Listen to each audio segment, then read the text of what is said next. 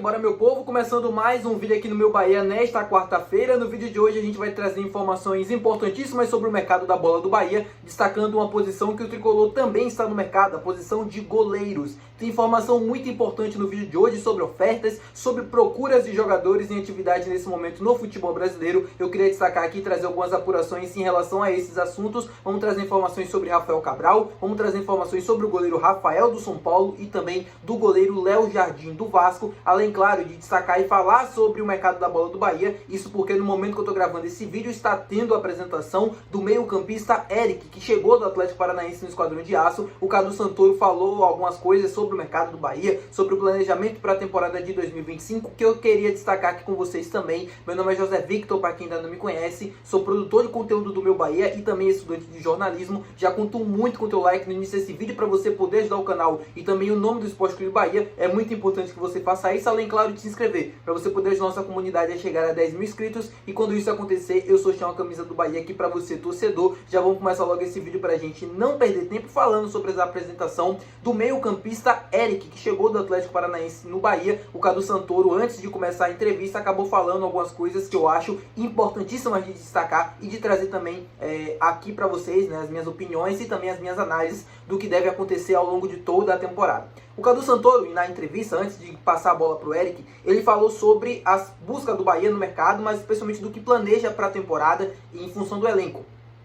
A ideia do Bahia, né, segundo as palavras do Cadu Santoro, é ter pelo menos 2 jogadores no mesmo nível de competitividade por posição. O que significa isso? Um exemplo bem claro é na lateral direita, ter o Santiago Arias e ter o Gilberto, 2 jogadores que facilmente poderiam ser titular da equipe. Isso na lateral esquerda, isso na zaga, isso no meio de campo, isso também no ataque. Aos poucos o Bahia vai reforçando o seu elenco e as contratações desse início de temporada já dão bem indícios de que isso deve acontecer. Por exemplo, a gente não tem a contratação de um lateral esquerdo que venha para disputar a posição com o Juba ou com o Iago. Ah, mas o Juba não é lateral esquerdo. Meu povo, eu não sei aonde vocês ainda estão pensando dessa forma, mas o Juba é lateral esquerdo no Bahia. Ele pode ser um meia, óbvio que pode. Ele pode jogar de atacante, óbvio que pode. Mas para Rogério, ele é lateral esquerdo e ele vai ser efetivado na posição também na próxima temporada, que vai começar agora, em 2025. Então ele e o Iago Borducci vão revezar a posição e o José Guilherme, que vem do Grêmio, também deve ser um jogador que deve ter minutagem, mas deve jogar o Campeonato Baiano, mas tendo o seu espaço também para se desenvolver. E ele falou sobre a utilização dos meninos da base também. A ideia é ter pelo menos 2 jogadores top de linha, né, no bom português, top de linha por posição e ter espaço também para os garotos da base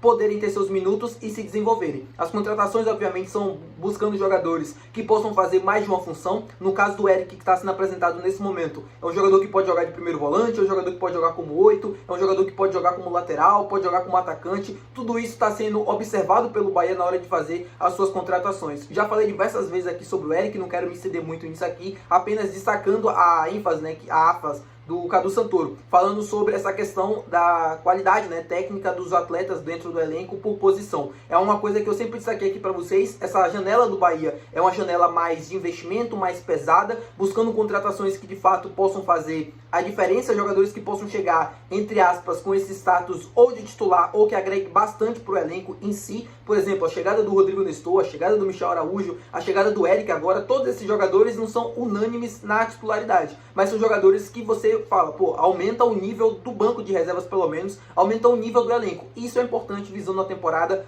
tão longa que o Bahia deve ter pela frente. Então, acertada, na minha opinião, a contratação do Eric, já falei aqui diversas vezes aqui no canal, é um jogador que eleva o nível do meio de campo, é um cara que faz o sarrafo subir. A contratação do Michel Araújo, eu não enxergo com esses olhos assim, mas também não acho que o Michel Araújo é um péssimo jogador. É um cara que é melhor dentro do que a gente tinha dentro do banco de reservas de opção, como Carlos De Pena ou Iago Felipe, por exemplo. E além disso, ele pode fazer mais funções. Ele já chegou a jogar até de lateral na equipe do São Paulo. E isso é importante visando a temporada. O Cadu Santoro, óbvio que ele não comenta sobre isso, mas a ideia dele, né, no meio ali da temporada, na segunda janela, é apenas fazer correções, é apenas fazer contratações pontuais, seja por lesão, seja por suspensão, seja por, enfim, qualquer outro motivo que impeça ou que desfoque a equipe durante a temporada. E é algo que o Rogério está tentando implementar de diferente dentro da cultura do Grupo City. A informação que trouxe foi o Marinho Júnior falando sobre isso, de que o Rogério está tentando, junto com o Cadu Santoro, obviamente tentando alinhar com os objetivos que vem lá de Manchester, do Grupo City mesmo, como já tem como base, como filosofia, rever essa segunda janela, entender que essa segunda janela também é uma oportunidade de você reforçar ainda mais o elenco para conseguir ter um elenco cada vez maior, cada vez mais competitivo e jogadores que aumentem ainda mais a competitividade do elenco, né? O que não aconteceu, por exemplo, na temporada passada. A gente viu o quanto a falta de reforços naquele momento foi também importante na reta final do Campeonato Brasileiro, tendo em vista que o Bahia caiu muito de rendimento pelo cansaço físico mesmo dos atletas, e você poder ter oxigenado o elenco também ali naquela oportunidade poderia fazer uma diferença tremenda nos resultados finais, o que não aconteceu. Falando agora sobre goleiros, eu trouxe informação para vocês ao longo dos dias, falando sobre contratações, falando sobre os interesses do Bahia. Há um tempinho atrás eu fiz um vídeo falando sobre o Léo Jardim, e eu lembro muito bem na época os comentários falando sobre isso. Muita gente concordando comigo, falando que o Léo Jardim era uma ótima opção e tal. Muitos falando que eu estava inventando o nome, que não tinha nem possibilidade e tal. Por que eu trouxe o nome do Léo Jardim naquela época? Porque eu entendia que o Léo Jardim, ele não... Primeiro, né, o contrato dele com o Vasco se encerra em dezembro de 2025, ou seja, o contrato está acabando. O Vasco tem essa oportunidade, essa janela e a janela da metade do ano. É muito difícil que, caso o Léo Jardim não renove, que o Vasco vai renovar ou vai, por exemplo, perder o jogador, vai vendê-lo no meio da temporada, sendo em vista que ele é o titular da equipe. Então a ideia do Vasco deve ser manter o jogador até o final, caso não consiga uma renovação, caso não consiga vender. Não está nos planos do Vasco vender o Léo Jardim nesse momento, mas entende que é uma possibilidade, tendo em vista essa dificuldade que está existindo de renovar o seu contrato. Eu vou começar falando sobre o Rafael Cabral, que é o goleiro que tem passagens pelo Santos, que tem passagem pela Napoli, também da Itália, e que, segundo o Jonas Stelman, jornalista da Gol TV, o Rafael Cabral foi oferecido ao Bahia, foi oferecido, né, para o Bahia tentar uma negociação, tentar trazer um goleiro e tudo mais, e eu queria trazer algumas apurações em relação a isso também. Vou começar por ele. Sobre Rafael Cabral, como eu expliquei, passagens por Grêmio, por Cruzeiro, passagens pelo Santos também, onde foi campeão da Libertadores, passagem pela Napoli da Itália, pelo Reading da Inglaterra, Sampdoria também da Itália, acho que o Rafael Cabral chegou a atuar, e segundo o Jonas Stelman, ele foi oferecido ao Bahia. Eu fui fazer algumas apurações em relação a esse assunto, e o que eu apurei foi que dentro da diretoria do Bahia, ninguém cogita nesse momento a contratação do Rafael Cabral, apesar de ser uma opção. O Rafael Cabral, ele tem 34, 35 anos, algo é isso aí. É um goleiro que não tem uma idade tão avançada, não é um goleiro velho assim, mas não consegue atuar em alto nível há bastante tempo. Inclusive, ele não foi titular no Grêmio nesse Campeonato Brasileiro, fez apenas 6 jogos. É um cara que não consegue atuar mais em alto nível. Dentro do Cruzeiro também ele não foi bem, é muito criticado. Por isso a negociação para o Grêmio. Não acho que seja um nome ideal para uma disputa de Libertadores ou para uma disputa de Campeonato Brasileiro. Vocês sabem aqui o quanto eu critico alguns fundamentos do Marcos Felipe, mas eu reconheço que o Marcos Felipe, na minha opinião, é muito mais goleiro que o Rafael Cabral hoje. O Rafael Cabral não consegue atuar em alto nível, como eu expliquei para vocês há bastante tempo, então a diretoria do Bahia entende isso também, entende que não é um jogador, nesse momento, como uma primeira opção para a posição de goleiro, né? Entre ficar com o Marcos Felipe e buscar o Rafael Cabral, eu ficaria com o Marcos Felipe dentro da diretoria do Bahia. Nesse momento, de acordo com as minhas apurações, hoje ninguém cogita esta contratação. Agora vamos falar sobre outra coisa. Vamos falar sobre Rafael do São Paulo, goleiro de 35 anos, que tem contrato com o São Paulo até o fim de 2025. Trabalhou com o Rogério Ceni, se eu não me engano, na época. Dorival também. Foi campeão da Copa do Brasil de 2023, foi convocado para a seleção brasileira, não tem muito tempo também. É um cara que dentro do futebol brasileiro vem sempre, obviamente, crescendo. É um cara que chegou no São Paulo, mudou um pouco o patamar do que ele tinha, fez ótimas atuações, foi campeão, como eu falei, da Copa do Brasil, convocação para a seleção brasileira, mas também, de acordo com as minhas apurações, mesmo sendo um nome que é uma das opções do Bahia, foi um dos nomes procurados ou sondados internamente, não é uma primeira opção para a posição de goleiro. Eu acho que o Rafael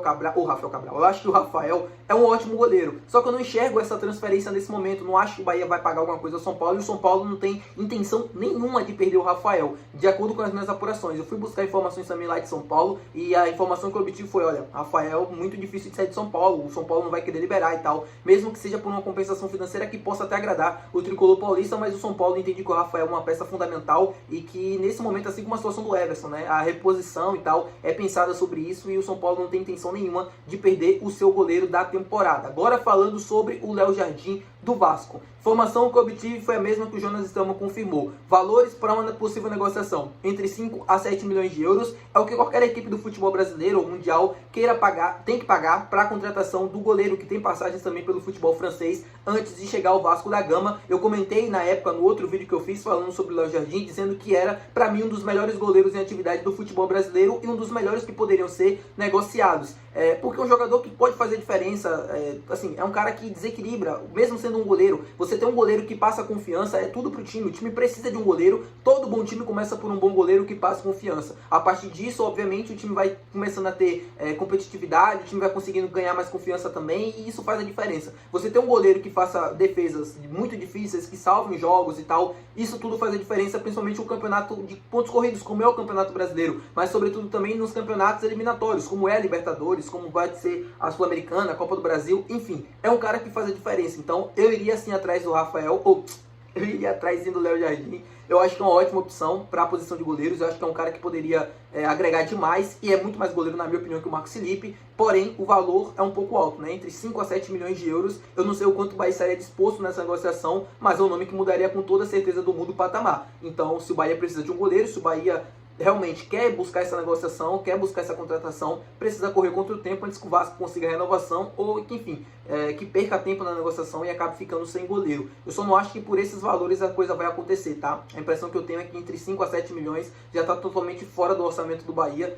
Nesse início de temporada, eu não acho que o Bahia vai abrir os cofres nesse sentido para contratar um goleiro com... Enfim, é um goleiro que mudaria o patamar, mas não acho que nessa casa aí desses valores não chegaria. Mas torcendo para essa negociação poder acontecer e para a informação do Jonas Stelman também adiantar. A informação que ele passou foi que o Bahia conversou com esses dois nomes, né, Rafael e com o Léo Jardim nas últimas semanas, mas as conversas nesse momento não estão avançadas ou coisas do tipo, tá bom? Muito obrigado por você ter assistido esse vídeo. Se você gostou, não esquece de gostei. Também esquece de se inscrever, que é muito importante. Até o próximo vídeo. Valeu, tchau.